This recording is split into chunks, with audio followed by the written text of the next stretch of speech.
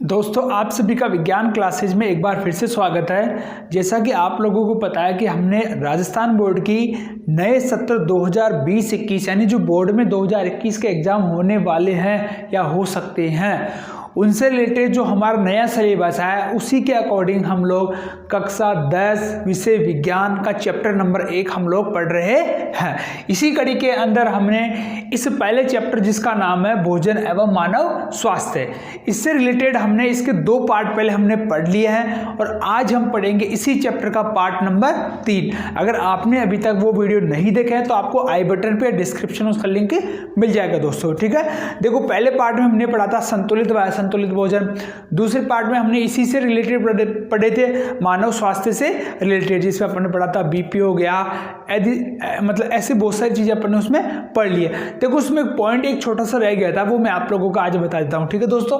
देखो, छोटा सा पॉइंट कौन सा रहा था हमारा, ये रहा था कि जब हम आप लोगों को बीपी बता रहे थे तो उसमें एक 2 लाइन थी, वो आपको याद रखनी इंपॉर्टेंट, कि 1733 में स्टीफन हेल्स ने बीपी यानी ब्लड प्रेशर सबसे पहले घोड़ों की मापी थी। याद रखना बच्चों, स्टीफन हेल्स, वैज्ञानिक का नाम क्या है, स्टीफन हेल्स। समय क्या था 1733, और किसकी बीपी मापी इन्होंने, घोड़ों की। लेकिन इसकी परिभाषा किसने दी दोस्तों, लेकिन देखो इसकी परिभाषा दी 1983 में कापलन ने। इसको परिभाषित किसने किया, 1983 में कापलन ने। और इसका सबसे पहले बीपी मापा किसने, स्टीफन हेल्स ने 1733 में। और किसके ऊपर, यानी कौन सा जानवर था, घोड़ों के ऊपर। क्वेश्चन आपके एग्जाम में आ सकता है। चलिए तो अपना आज का वीडियो स्टार्ट करते हैं दोस्तों। देखो, आज अपना पॉइंट है 1.3 पॉइंट है नशीले पदार्थ या टॉक्सिक सब्सटेंस। नशीले पदार्थ यानी कि वे पदार्थ जिनसे नशा आ जाता है। अब वो नशा किसी भी चीज़ का हो सकता है। अगर आप लोगों को आ रहा है तो समझ लो वो चीज़ क्या है, नशीला पदार्थ है। जिस चीज़ को खाने से, सूंघने से, देखने से अगर आप लोगों में नशा आ रहा है या मादकता आ रही है आप लोगों में, तो वो सारे क्या कहलाएंगे, नशीले पदार्थ, ठीक है। तो आप लोग समझ गए होंगे मैं आपको क्या पढ़ाने वाला हूँ आज दोस्तों, गुटखा। सबसे पहले किसका नाम है यहाँ पे, गुटखा। सभी लोग गुटखे को जानते हो, आप लोगों को पता है जिधर नजर दौड़ाओगे उधर आपको गुटखे के पाउच घर में मिल जाएंगे। मैंने क्या बोला, बाजार में नहीं बोला, मैं घर की बात कर रहा हूँ। घर में भी आप लोगों को इस गुटखे के पाउच आप लोगों को देखने को मिल जाएंगे। अपने चाचा, ताऊ, मम्मी, जो भी है, ठीक है, कोई ना कोई तो गुटखे का इस्तेमाल जरूर करते हैं। देखो, गुटखा क्या है, इसमें क्या गुटखा संतुलित भोजन में आता है क्या। मैंने आपको शुरुआत में वीडियो नंबर 1 में बताया था, जब मैंने भोजन की परिभाषा बताई थी उस समय मैंने आपको एक बात बताई दोस्तों कि भोजन में वही पदार्थ आएंगे जिनसे मानव शरीर को लाभ मिल रहा है। क्या गुटखा ज़्यादा खाने से हमें कोई लाभ मिल रहा है क्या, सर नहीं मिल रहा है। इसका मतलब ये हमारे भोजन की श्रेणी में नहीं आते हैं। ये किस में आते हैं, हमारे दुष्प्रभाव में। तो देखो गुटखा, तो गुटखा है, आप लोगों को पता है सब दांत गल जाएंगे, नुकसान। अब देखो, रुपए 10-10, 20-20 रुपए के गुटखे भी आते हैं, मैं नाम नहीं लूँगा, तुम सब जानते हो। 5 का भी आता है, 1 का भी आता है, 50 का भी आता है। एक तो सबसे बड़ा नुकसान क्या है इसके, एक तो सबसे बड़ा नुकसान हमें यही है कि इससे हमें आर्थिक नुकसान होता है। जेब में 50 रुपए थे, 2 गुटखे ले लिए, काम खत्म। अब क्या करेंगे, एक तो आर्थिक नुकसान हो गया, दूसरा नुकसान हो गया अपने गले का नुकसान हो गया। आपको पता होगा दोस्तों, गुटखा, तंबाकू या इन खाने से सबसे बड़ी बीमारी कौन सी होती है, गले का कैंसर। गुटखा खाने से भी बीमारी हो सकती है, याद रखना इस बात को। अगला इसमें पॉइंट मैं आपको बताऊं, एक इसमें रोग होता है दोस्तों, एक इसमें रोग होता है। अगर आप लोग ज़्यादा गुटखा खाते हैं तो उसमें एक रोग हो जाएगा, जिससे क्या होगा, इसमें जो अपना ये ना, ये मुंह ये पूरा नहीं खुल पाता है। अगर आप लोग चेक करना चाहते हो तो अपना चेक कर लो, जैसे अपने हाथ है, अगर अपनी अंगुली अंदर जा रही है इसका मतलब अपनी बीमारी नहीं है। लेकिन अगर आप लोग 2 ही अंगुली अंदर दे पा रहे हैं तो समझ जाओ आप उस श्रेणी में आ गए हो, ठीक है। अब अपने पड़ोस में चेक कर लेना कौन कौन है इस एरिया में। देखो, जबड़ा नहीं खुल रहा है, ठीक है, ये गुटखे के कारण भी हो सकता है ज़्यादा खाने की, और एक नेचुरल तरीका होता है उसके कारण भी बीमारी हो सकती है। इसका रोग कारण अक्सर बोर्ड एग्जाम में पूछा जाता है, जिसका नाम है सब म्यूकस फाइब्रोसिस। दोबारा बोल रहा हूं, सब म्यूकस फाइब्रोसिस ये रोग कारक है जिसके कारण जबड़ा पूरा नहीं खुलता है। तो ये भैया गुटखा समझ गए तुम लोग, सब जानते हो गुटखा, ठीक है।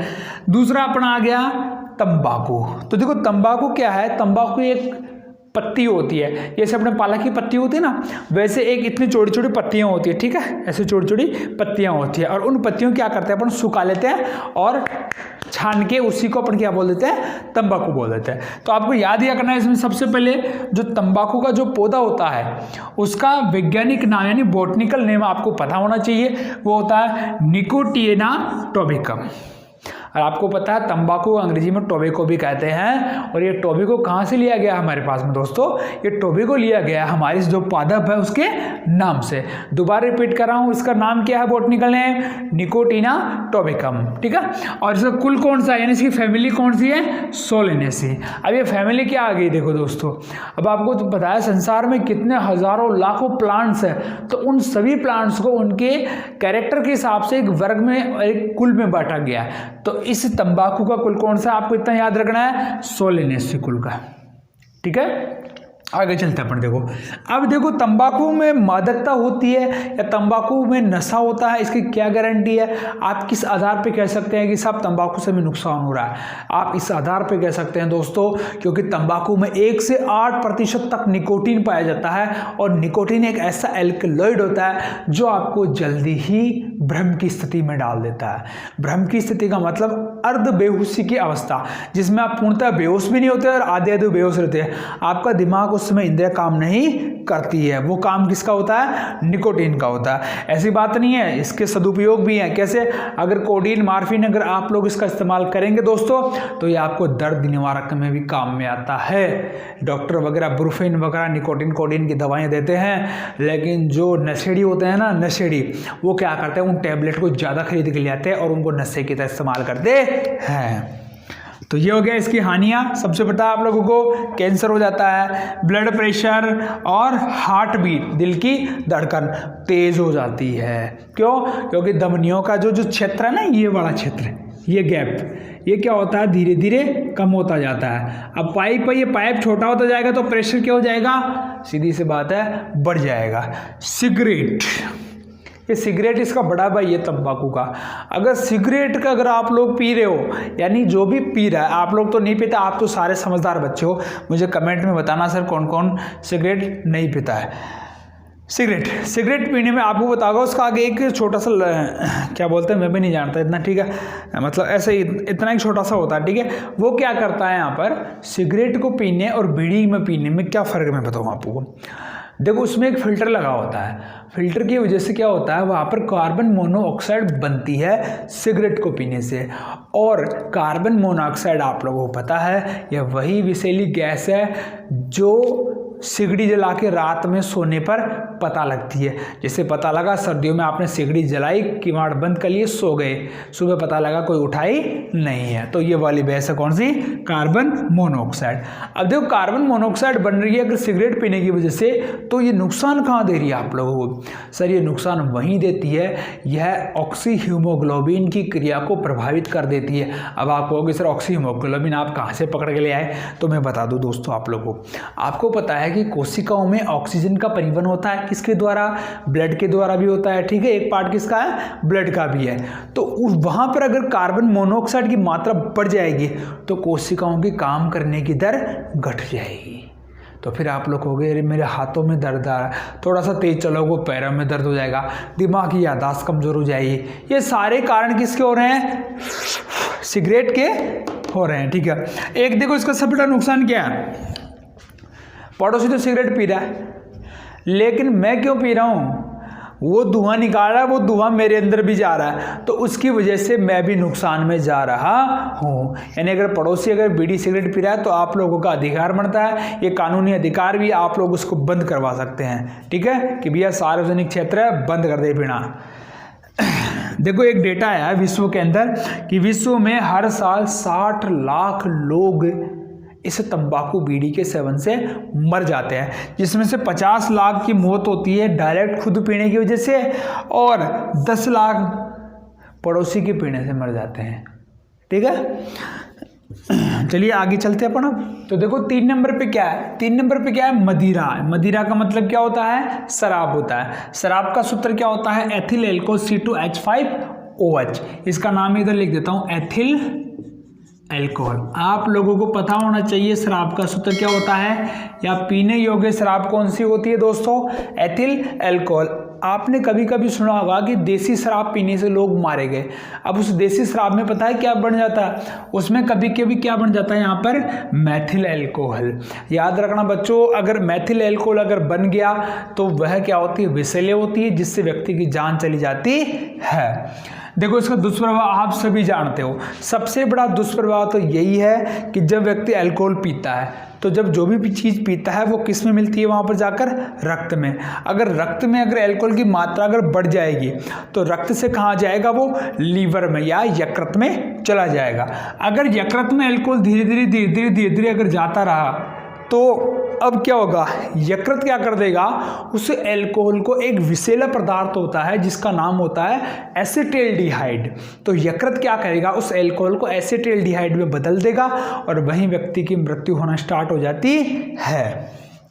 देखो इसके अलावा और क्या क्या नुकसान है। पहली बात तो परिवार में सामंजस्य खत्म हो जाएगा, चटपट शुरू हो जाएगी, ठीक है, पड़ोसी भी मजे लेने लग जाएंगे, याददाश्त अगली कमजोर हो जाएंगे, 10 का नोट निकाल लेंगे, 1 का नोट डाल देंगे। वसीय यकृत रोग हो जाते हैं, दारू पीने वालों के वसीय यकृत रोग हो जाते हैं। वसीय यकृत रोग होते क्या दोस्तों, प्रोटीन, कार्बोहाइड्रेट, इनका बनना धीरे धीरे घट जाता है शरीर में, इसे अपन क्या बोलते हैं, वसीय यकृत रोग। आर्थिक कारण, सबसे ज्यादा आर्थिक कारण, घर में नहीं है दाने और अम्मा चली भुनाने। पूरे दिन भर हाड़ तोड़ के काम करेगा और शाम को 30 रुपए के पौवे की खातिर बर्बाद हो जाएगा, ठीक है। ये हो गया मदिरा सेवन। अगला अपन नशीले पदार्थ पढ़ रहे हैं, अफीम। देखो अफीम क्या है, अफीम क्या है, एक मादक पदार्थ होता है दोस्तों, और अफीम जिस पादप से प्राप्त होता है जिसका नाम होता है पेपावर सोमनीफेरम। याद रखना बच्चों मेरी बात को, अफीम किस पादप से प्राप्त होता है, पेपावर सोमनीफेरम। ये एक्चुअल में किससे प्राप्त होता है, उसका डोडा लगता है, ऊपर ऐसा फूल सा होता है, ऊपर एक फूल सा होता है, उस डोडे से इसको निकाला जाता है। यानी इसमें एक सफ़ेद सा दूध होता है और उसी दूध में क्या होता है दोस्तों, अफीम होता है। उसी में क्या होता है, लगभग 30 प्रकार के एल्किलोइड्स यानी 30 प्रकार की चीज़ें इसमें पाई जाती है जो व्यक्ति को क्या करती है, नशा देती है, ठीक है। याद रखना अफीम का डोडा यानी लोग क्या करते हैं, फलबित्ती को भी उबाल कर उससे पी जाते हैं। याद रखना इस बात का कि डोडे को क्या बोलते हैं अपन, फलबित्ती। क्वेश्चन आ सकता है एग्जाम इंपॉर्टेंट है। और इसमें 30 प्रकार के एल्कलॉइड होते हैं, जैसे मार्फिन, कोडीन। मैंने आपको पहले बताया दोस्तों, मार्फिन और कोडीन होता है ना, वो दर्द, अगर कहीं चोट लग जाती है तो दर्द को कम करने में भी इसका इस्तेमाल होता है दवाई की जगह। लेकिन इसका इस्तेमाल तभी तक सही है जब इसकी मात्रा एक निश्चित मात्रा होती है। अगर आप लोग इसको ज़्यादा ले लोगे ना तो फिर नशे में आ जाता है, ठीक है। तो 3 नंबर मदिरा, 4 नंबर अफीम, 5वां नंबर देते हैं अन्य नशीले पदार्थ, जिसमें कोकीन, भांग, चरस, गांजा, हशीश और हेरोइन और एलएसडी। एलएसडी का क्वेश्चन इंपॉर्टेंट है, फुल फॉर्म आनी चाहिए आप लोगों को, lysergic acid di ethyl amide. ये इसका पूरा नाम है दोस्तों, याद कर लेना, lysergic acid di ethyl amide, ठीक है। तो ये 4 थे जो हम लोगों ने पढ़ लिए। कुछ अपन चीज़ें ऐसे पढ़ेंगे कि जैसे दवाइयाँ होती हैं उनके दुष्प्रभाव भी क्या क्या हो। आज की में कि दवाओं का दुरुपयोग, देखो दवाओं का दुरुपयोग का मतलब क्या हो गया, हमें पता है जितने भी मादक पदार्थ होते हैं लगभग सभी का इस्तेमाल दवाइयों में भी होता है, लेकिन वहाँ पर उनकी एक निश्चित क्वांटिटी होती है।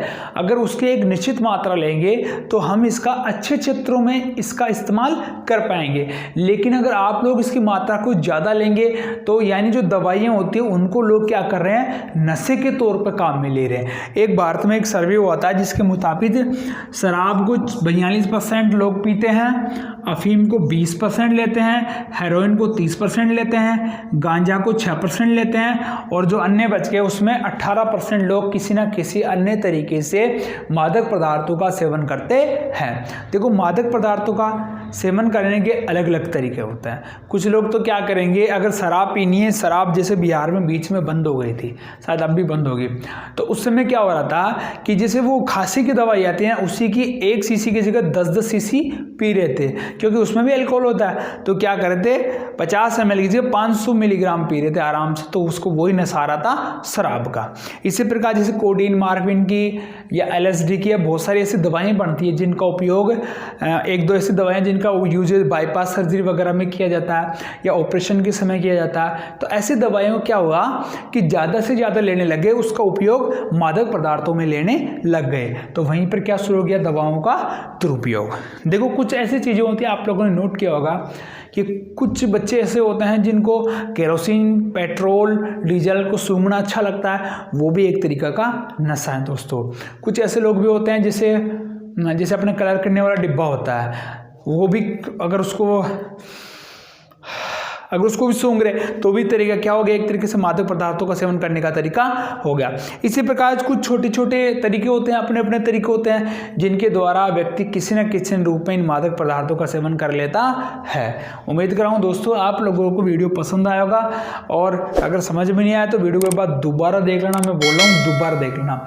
और अपन इस वीडियो के अंतिम पार्ट में चलेंगे, इसका भाग नंबर 4, जो आप लोगों को अगले वीडियो में देखने को मिलेगा। दोस्तों वीडियो पसंद आया तो हमेशा की तरह लाइक से सब्सक्राइब कीजिएगा। अगर आपको कोई सवाल है तो मुझे कमेंट में जरूर बताइएगा। दोस्तों मिलते हैं नेक्स्ट वीडियो में, वीडियो नंबर 4 जो इसका अंतिम भाग होगा।